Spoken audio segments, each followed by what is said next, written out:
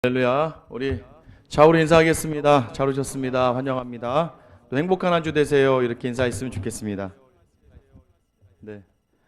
12월 우리 이제 1일입니다. 이제 한 달 남은 시간인데요. 여러분 우리의 마지막 자리까지 이 자리에 나온 여러분들 예배를 사모하며 나온 만큼 예배 자리에서 주시는 하나님의 은혜를 누리기를 예수님의 이름으로 축원합니다. 예전에 제가 직장 생활할 때 가서 1년도 안 됐는데 제가 큰 공사를 하나 수주를 했습니다. 그래서 굉장히 제 자신이 뿌듯했고 너무 좋았던 것 같아요. 그래서 상도 받고 너무나 망에 겨워 있었습니다. 그런데 나중에 시간이 지나서 알고 보니까 그 공사를 수주하는 거 일개 사원이 어떻게 몇십억 되는 공사를 수주하겠습니까? 사실 보면은 뒤에 보니까 뭐 정보는 제가 가져다 드렸지만 실질적으로 입찰하고 나서 어떤 뭐 논의하고 토의하는 과정에서는 거의 위에 팀장님과 또 그 위에 계시는 상무님, 전무님이 또 인맥을 통해서 움직여서 또 이 자리를 다 해서 끝난 거죠. 우린 때로는요, 우리가 다 모든 것을 하고 있다고 생각할 때가 참 많습니다. 여러분 이 자리에 오기까지 여러분이 수고하고 노력해서 왔다고 생각할 때가 참 많죠. 또 여러분이 얻은 모든 인생의 결과물들, 열매들을 가지고 우리는 스스로 이렇게 생각해요. 내가 참 수고했고 내가 참 고생했구나 이렇게 생각할 때가 많습니다.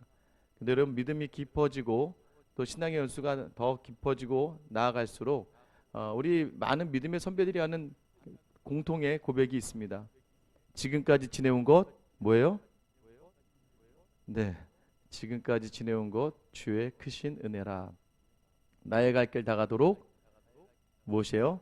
예수 인도하시니. 장로님들이나 권사님들 또 믿음이 좋은 선배들의 마지막 자리에서 또 믿음의 생활을 또 목회를 잘 마친 목사님들이 마지막에 꼭 고백하는 것이 바로 하나님의 은혜라는 거예요. 내가 하는 게 아니었고 주님이 하셨다. 어떻게 할 수 있을까요? 전 요즘에 뼈저리게 느낍니다. 어제도 주일날 갑자기 교회 못 오시는 성도들이 있어요. 그러면 연락을 좀 몇 번 드려요. 갑자기 몸이 아픈 거예요. 너무 아픈 거예요.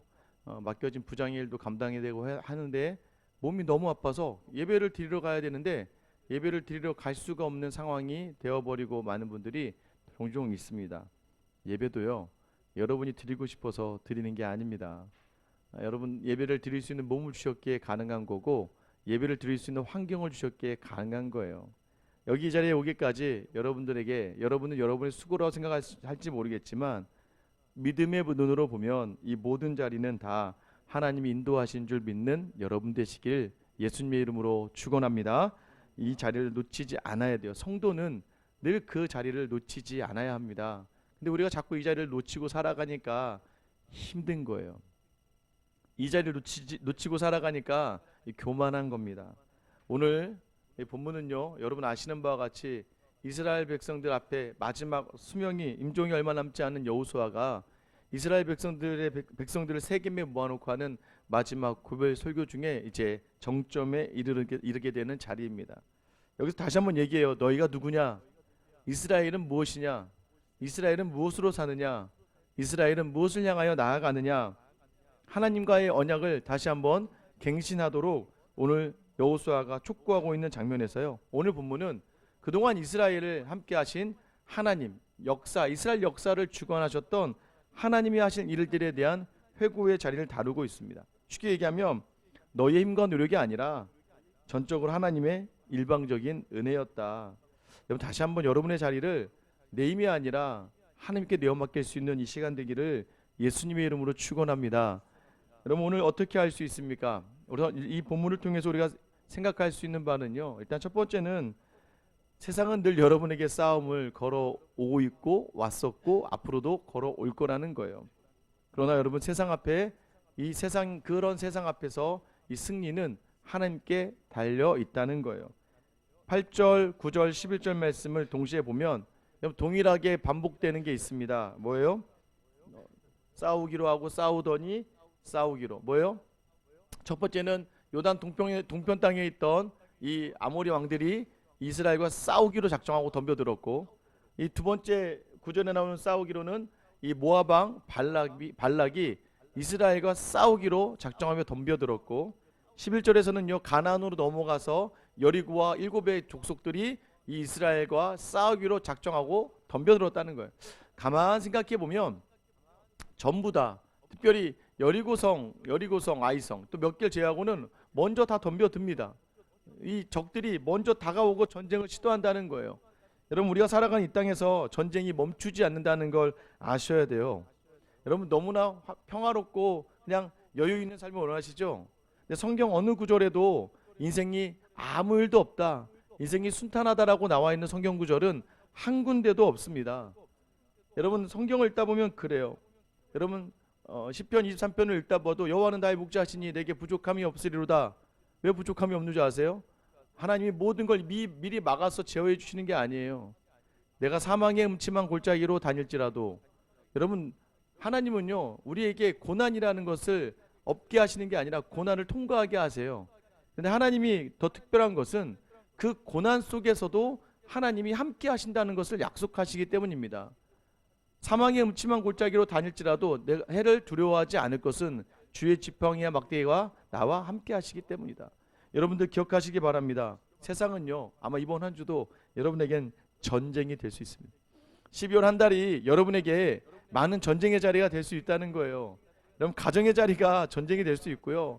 오늘 여러분이 만나는 직장 안에서 여러분의 동료들이 여러분의 전쟁의 이유가 될 수도 있고, 여러분이 상대될 의뢰인과 또는 상대될 많은 외부인 사람들이 여러분의 전쟁의 이유가 될 수 있다는 겁니다.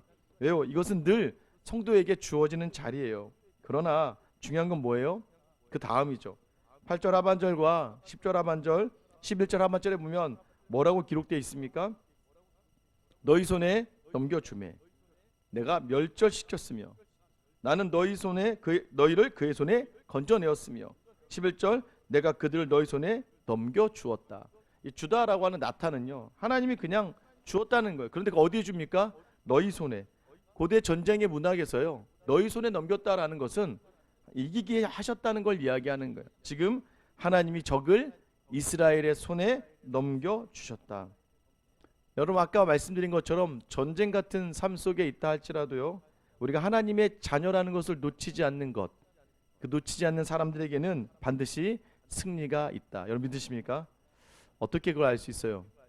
오늘 내가 지고 있는 것 같아도 이 전쟁의 주관자가 하나님이라는 걸 놓치지 않는 싸움을 살아가는 겁니다. 왜요? 아직 끝나지 않았으니까. 여러분, 끝나서 보면 알 겁니다. 제가 요즘에 계속해서 교회에서 요한계시록 설교를 하고 있거든요. 이미 이긴 싸움을 가지고 이 땅을 살아가는 거예요.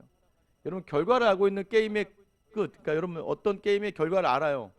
결과를 알고 다시 본다면 여러분 어때요? 굉장히 편안하죠. 위기 상황이 됐을 때 막 흔들리고 막 당황스러워하고 그러지 않아요. 왜냐하면 이미 알아요. 이미 몇 대 몇으로 이겼는지 알고 있거든요. 우리가 이겼다는 걸 알고 있거든요. 여러분, 이미 안 싸움을 사는 게 바로 성도의 삶이라는 것을 놓치지 않아야 됩니다. 그렇다면 이미 알고 이미 살아가는 우리가 하나님께 맡긴다라는 건 다시 한번 여러분의 자리에서 지금의 자리가 내가 불리하고 어렵고 내게 손에 아무것도 잡히지 않는다 할지라도 하나님께 기도하며 나아가는 삶이라는 걸 놓치지 마셔야 됩니다. 왜냐하면 이것도 하나님이 사용하실 것이기 때문이에요. 늘 저는 이렇게 말씀드립니다. 여러분, 우리가 이제 어렸을 때 찬양인데 뭐 이 다음에 예수님을 만나면 우리 뭐라 말할까, 그때에는 부끄러움 없어야지, 이렇게 되거든요. 이 다음에 예수님을 만나면 믿는 자들의 심판은 뭐예요? 부끄러움입니다. 부끄러움. 이미 우리에게 천국이 허락된 줄 믿으시길 축원합니다. 여러분, 우리 영생은 허락됐어요. 이미 그건 내가 원해서 받고 완원해서 받는 게 아니라 전적인 은혜와 강권적인 부르심으로 이미 우리에게는 예수를 주로 고백하는 모든 자들에게는 구원이라고 하는 놀라운 은혜가 입혀졌단 말이에요. 근데 그 다음에 이제 우리에게는 뭐예요? 어떤 고백이에요? 부끄러움이라는 거예요. 제가 지난주에도 장례식장을 다녀왔는데 이 장례식장을 가면 부모님의 영정 앞에 두고 자녀들이 어떻게 해요? 자녀들이 부끄럽고 죄송한 거예요. 그 아버님에게 어머님에게 온전히 하지 못해. 그 마지막 순간에 그렇게 우리에게 주어지는 건 내가 자녀가 아니다가 아니에요. 이분하고 내 자녀와 부모의 관계가 끊긴 게 아니라 참 잘할 걸 내가 그때 좀 왜 못했을까. 여러분, 우리의 자리에서 놓치지 말아야 될 것은 주님을 만나면 천국인데, 여러분 오늘 하루의 삶의 자리를 지는 사람처럼 살지 않게 되기를 축원합니다. 이기는 사람처럼 사셔야 돼요. 믿음의 사람은 아무것도 가지지 않아도 다 가진 사람처럼 살아가는 게 믿음의 삶이라는 거예요. 근데 그것을 그 자리에 힘을 더해주는 게 바로 기도입니다. 그게 내어 드리는 거예요. 자꾸 우리 인생의 성공이라고 하는 방정식에서 은혜를 빼버리면 우리는 실패할 수밖에 없는 인생이라는 것을 아셔야 합니다. 오늘 하나님을 더 신뢰하는 여러분 되시길 예수님 이름으로 축원합니다. 여러분, 그게 이기는 삶을 살아가는 거예요. 근데 하나님은요, 그냥 이기는 것에서 멈추지 않아요. 우리의 모든 삶의 자리를, 저주와 같은 자리를 축복으로 바꿔주신다는 거예요. 오늘 이 8절부터 11절 사이에 어떤 내용이 하나 더 다뤄지냐면, 여러분 보시면 알겠지만 9절과 11절에는 너희 손에 넘기다라는 표현이 있고, 그러나 중간에 10절에는 어떤 표현이었어요? 10절, 그리고 또 나는 너희를 그들의 손에서 건져내었다는 표현이 있어요. 중간을 두고 위아래가 이제 수미상관이라고 하는데 이제 대조를 하죠. 중간에 하나가 있어요. 이 자리에 어떤 이야기가 있냐면, 모압 땅에 발락이라고 하는 왕이 있었습니다. 그가 이스라엘을 무너뜨리려고 하는데 누구를 부르느냐? 발람이라고 하는 그 당시에 유명한 선지자인데, 이 선지자가 저주만 하면 그 민족이 저주를 받는 거예요. 그래서 어렵게 이 발람 선지자를 모셔옵니다. 그리고 자, 이스라엘 향해서 저주해 주세요. 그런단 말이에요. 그게 그런 4번이나 이제 그걸 부탁해. 4번이나 4번 다 이 발람이라는 선지자 입이요, 저주를 할 수가 없게 만들어 버립니다. 9절부터 10절 상반절인데요. 또 모압 왕 십볼의 아들 발락이 일어나 이스라엘과 싸우더니 사람을 보내어 부올의 아들 발람을 불러다가 너희를 저주하게 하려 하였으나, 10절 우리 한번 같이 읽어볼게요. 시작. 내가 발람을 위해 듣기를 원하지 아니하였으므로 그가 오히려 너희를 축복하였고. 여러분, 이 말의 의미가 뭐예요? 내가 발람을 위하여 듣지 않는다. 그들의 말은 듣지 않는다는 거예요. 그들의 말이 뭐였어요? 우리를 저주하는 것. 여러분, 하나님의 사람을 하나님에서 저주받기를 원하지 않으세요. 우리의 하나님은 우리에게 복 주시기를 원하세요. 그래서 여러분, 상황을 보다 보면 내가 저주받은 것처럼 느껴지는 그 상황을 여러분 과감하게 내어 던져야 됩니다. 그 상황은 우리에게 저주가 아니에요. 제가 늘 말씀드리잖아요. 지나온 모든 일들을 돌아보세요. 인생의 저주라 느껴질 만한 그 자리도 지금의 여기에 오기까지 하나님이 크게 사용하셨다는 것을 여러분이 놓치지 마셔야 됩니다. 그때의 고난이 지금의 축복의 원동력이 되고 밑거름이 되었다는 거예요. 하나님 우리에게 축복하시기를 원하시고 복을 주시기를 원하신다는 걸 놓치지 않으셔야 됩니다. 그러면서요, 어떻게 주시느냐? 12절에 보면 왕벌을 보내신대요. 왕벌. 사실 이게 핫지라라는 단어인데 여기에 대해 정확한 해석은 없습니다. 뭐 말벌인지 벌떼인지 아니면 큰 어떤 재앙인지 모르겠는데 신명기 23장과 신명기 7장에도 동일하게 사용을 합니다. 이건 뭐냐면 하나님의 강권적인 능력과 힘이라는 걸 얘기하는 거예요. 너희가 칼과 활이 이 전쟁을 이기게 한 게 아니다. 내가 왕벌을 보낸다. 여러분, 우리는요, 때로는 칼과 활을 넉넉하게 강한 칼과 강한 활을 가지고 있으면 우리는 당연히 이길 거라 생각해요. 근데 여러분, 인생 살아보셨죠? 인생 살아보다 보면 알 수 있는 게 있어요. 내가 아무리 강한 힘을 가져도요, 질 때가 있습니다. 내가 다 이겼다고 생각해도 놓칠 때가 있다는 거예요. 뭐 여기 변호사님들 계시니까 이거 다 이긴 재판인데 마지막에 뒤집어지는 것도 경험해 보셨죠? 이건 다 졌는데 갑자기 마지막에 뒤집어져서 이긴 싸움도 보셨죠? 때로는 삶의 자리도 마찬가지입니다. 이 문제가 해결이 안 돼서 막 전전긍긍하고 있는데 어느 날은 기도하고 가면 너무 쉽게 해결이 될 때가 많아요. 여러분, 그런 일들을 경험하기 때문에 우리가 이 믿음의 자리에 있는 겁니다. 세상의 논리와 세상의 모든 흐름 속과 세상의 모든 흐름에 반하여 하나님의 놀라운 능력이 있기에 여러분, 우리가 그 하나님을 신뢰하고 따라가는 것 아니겠습니까? 오늘도 여전히 마찬가지예요. 너의 논리가, 너의 생각이 막히는 그곳에서 하나님은 왕벌을 보내신다는 거예요. 그러니 여러분, 우리는 어떻게 해야 됩니까? 하나님의 왕벌이 지나갈 수 있게, 내 앞을 지나갈 수 있게 그 자리를 내어드리는 순종의 모습이 있어야 되고 인정의 모습이 있어야 된다는 겁니다. 그때 또 하나의 은혜가 뭐예요? 13절입니다. 내가 또 너희가 수고하지 아니한 땅과 너희가 건설하지 아니한 성읍들을 너희에게 주었더니 너희가 그 가운데 거주하며 너희가 심지 아니한 포도원과 감람원의 열매를 먹는다 하셨느니라. 여러분 수고하지 않은 땅, 건설하지 않은 성읍을 우리에게 주셨다는 거예요. 여기서 사용되는 수고라는 단어가 야가라는 단어인데요. 이거는요 지칠 만큼 기진맥진할 만큼 수고하는 노력하는 그 노동을 얘기해요. 너 이렇게 하지 않았잖아. 그런데도 내가 너에게 주었다. 근데 여러분 하나님은요 우리에게 주시는 모든 것들을 우리의 수고의 그 탈진의 대가로 주시는 것이 아니라는 거예요. 여러분 건설하지 않은 성읍을 주셨다. 우리가 세운 성읍이 아닌데 그걸 주신다는 거예요. 그리고 심지도 않았는데도 포도원과 감람원의 열매를 먹게 하신다. 여러분 이 말은 우리가 수고하지 않은 땅을 주셨다. 이 얘기는 뭐예요?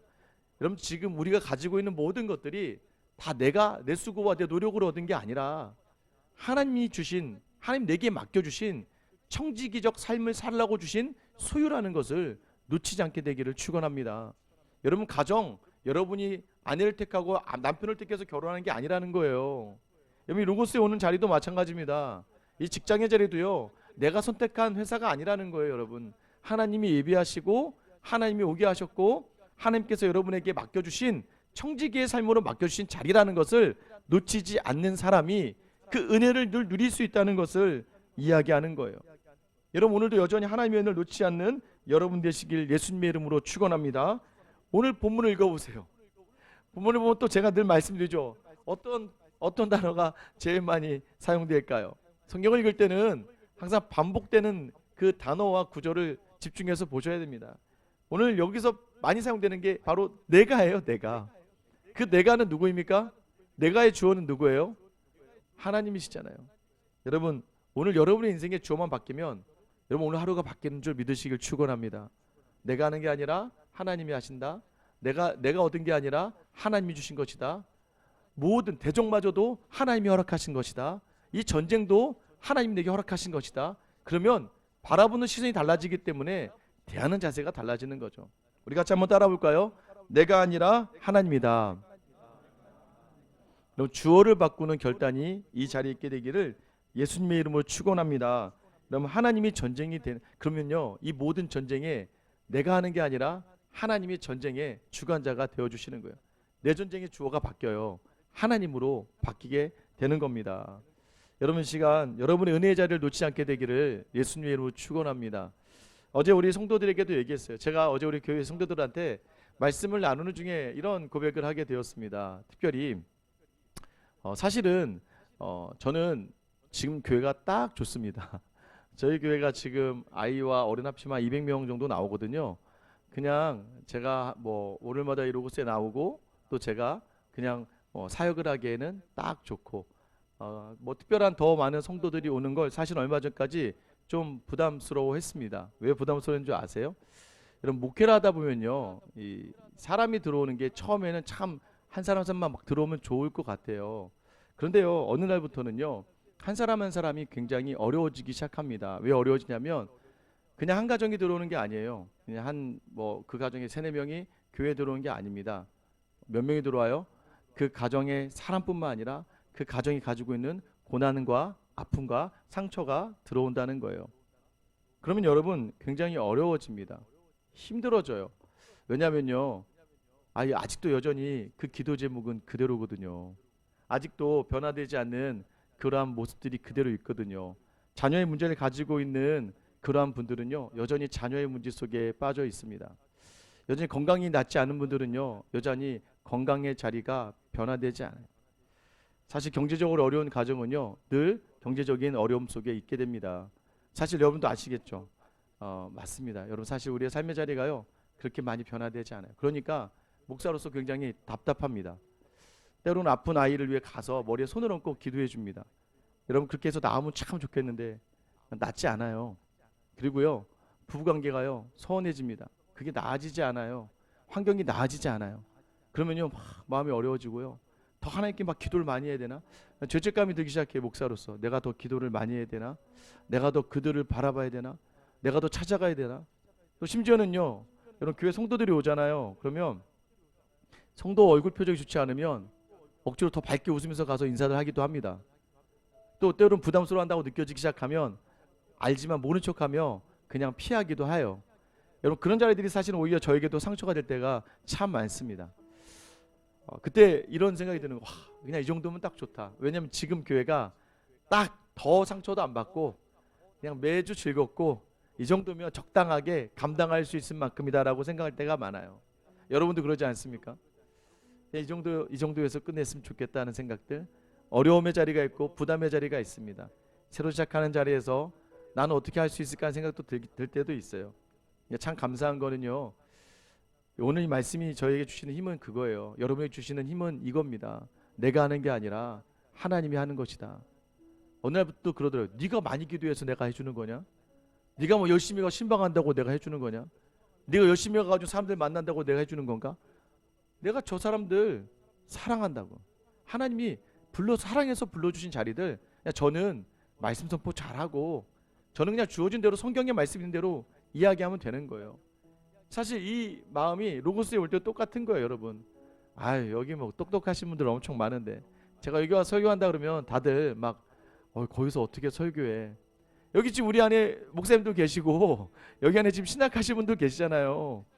다 논리라는 개념에서는 탁월하시잖아요. 처음에 설교할 때 내가 여기 어떻게 설교하지? 이런 두려움이 있죠. 그런데 딱 하나밖에 없습니다. 저는 하나님의 마음을 전하는 자리지 제가 하는 거 아니거든요. 1년의 자리 로고스에서도 많은 분들을 만났습니다. 많은 분들과 만나며 기도 제목도 듣고 또 간절히 기도도 하고 또 얼굴을 스쳐 지나가면서 그 걱정거리를 나누기도 해요. 근데 여러분, 제가 하는 게 아니더라고요. 오늘 나에서부터 하나님으로 주어가 바뀌면 하나님이 하시더라고요. 인생의 자리, 여전히 전쟁의 자리에 있는 여러분 이 자리를 어쩌면 후회하지 않게, 나중에 주님 앞에서 부끄럽지 않게 오늘 이 전쟁의 자리를 주님께 맡기고 나아가는 여러분이 되었으면 좋겠습니다. 이제 12월 한 달입니다.